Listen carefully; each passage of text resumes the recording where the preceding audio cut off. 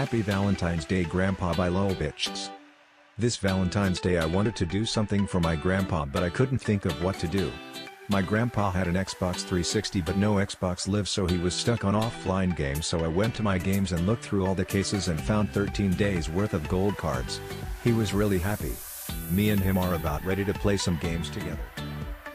Saving the Whales by First Lil Fergie. Just a few minutes ago I was in the kitchen with my grandma at her house and she had just finished eating her Subway sandwich. She was standing in front of the counter and was cutting the Subway bag along the side. I was like, "What are you doing?" And she said, "I don't know if this helps one bit, but they throw the trash into the ocean and there was this whale that had its face stuck in a bag and he couldn't get free. I don't know if they ever got it off of him. So I cut the bags up so that can't happen."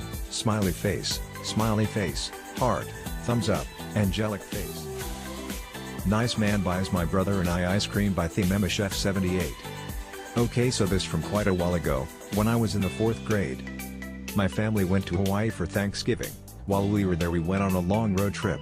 We got lost. Since it was the first time in Hawaii, we forgot to bring change since we thought it wouldn't take too long and most accept debit. It ended up taking 2.5 hours. My brother and I eventually got tired and hungry. We stopped at a local store. They didn't accept debit, so we were about to leave. Then the nice man says he has extra change. He bought us ice cream. We thanked him profusely and he just said, "You're welcome," and drove off.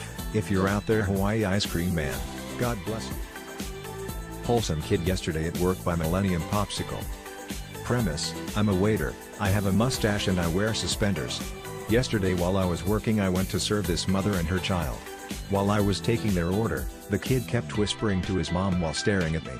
At some point the mother encourages him with "You should tell him." The child smiles and looking at me says, "I like you." I was totally unprepared for it, so I actually blushed.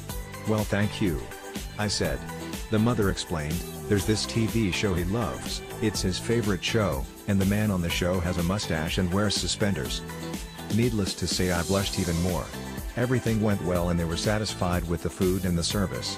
I made sure to give the kid a cupcake on the house after he indeed made my day. I thought this belonged here. Also, any of you has any idea on what that TV show could be? A Dollar Goes a Long Way by Sakura-chan. Not a lot of wholesome things happen to me, but this is the closest thing I have. Enjoy smile.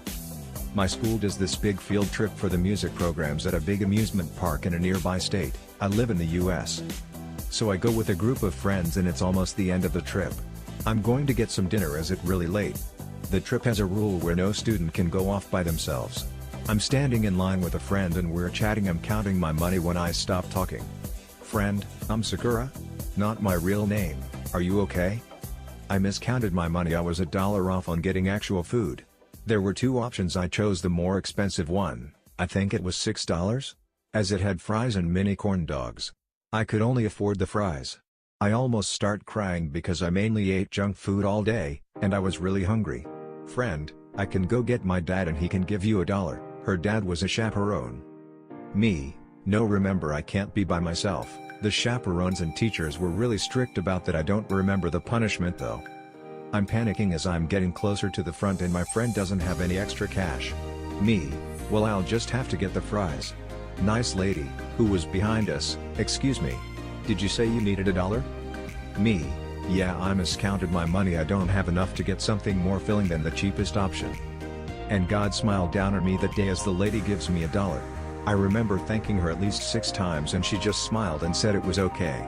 I got my food and thanked the lady again, then I and my friend left with my faith in humanity was restored. So nice lady that helped out that kid a year ago at an amusement park. If you're somehow reading this, thank you so much and I still remember you. Post Office Story by Mario and Green Mario.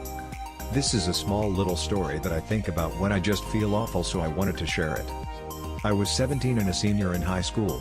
School was already close to ending anyway, and at this point, since moving into this new town almost 2 years ago, I didn't really have any friends in my town. I had people I would talk to in class, if asked to speak, but I had never been asked to do anything more, plus all my friends were online. I was incredibly shy and would always come off as very intense and mean, but I was just plain scared of being judged. Since I had an abundance of free time and didn't want to tell anyone of my cosplay hobby, I was incredibly lonely and critical on my worth. Sure, I felt confident in cosplay, but just being me felt like even breathing was a mistake and that I was just a smear in everyone's life.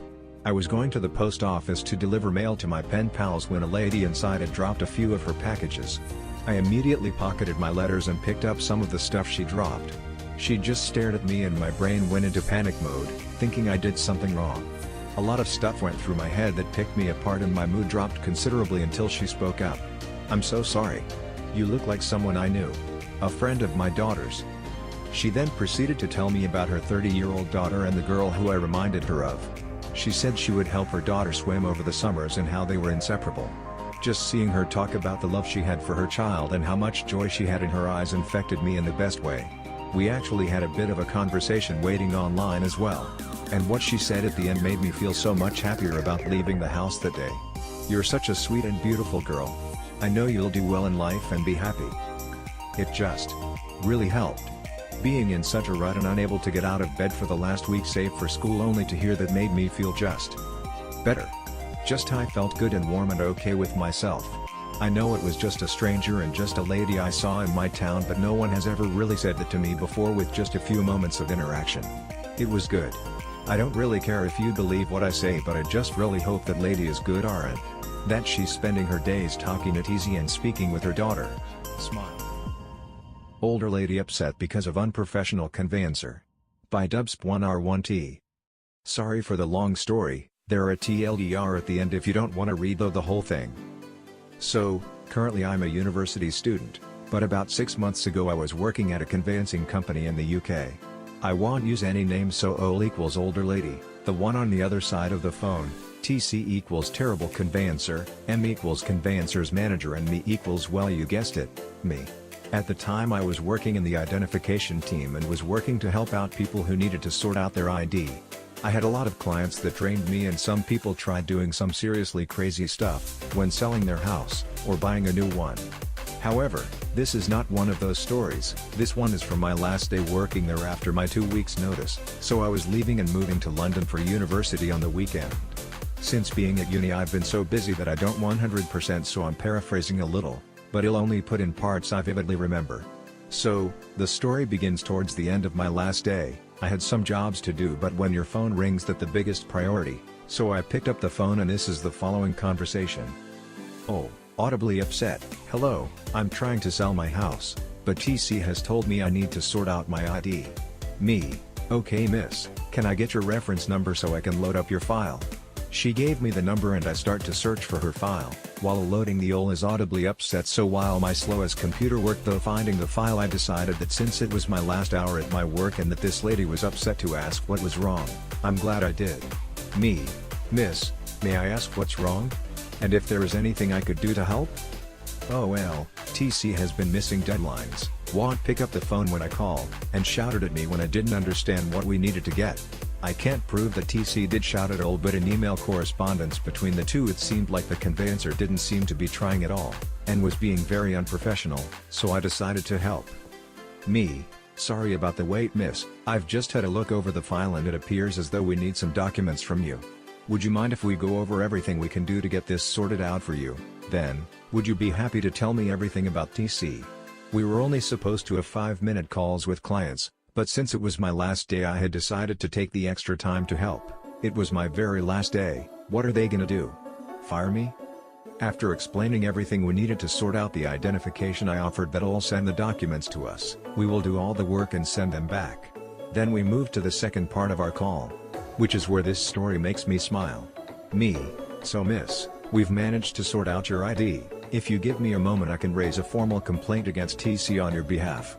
We're not really the ones who were meant to write up complaints. We were supposed to get a manager and then the conveyancer to call back, but the lady literally couldn't stand talking to them. I take her statement and write it into a note on the file. "That's how you added complaints." Then I emailed this to M and TC too. Me, "Miss, I've loaded that complaint against TC and I have notified M as well." "Oh, thank you so much for your help." Me, "It's no problem. If there's anything else I can do for you just ask and I'll do my best." Oh, thank you. I was wondering when sale will be going though, I'm selling it for my children." Me, "No worries miss, I completely understand how stressful this can be." I looked up the date of the completion and give it to OL. Me, Now the date I've given you isn't completely set, as the complaint would have to be processed against TC, as well as the documents needing to be delivered might take a few days, but that the date will be around there soon. If a week after the date I've given you the house has not been sold, call this number, M's number, and they will be able to help you. Oh, thank you so much, you've been such a great help. Me.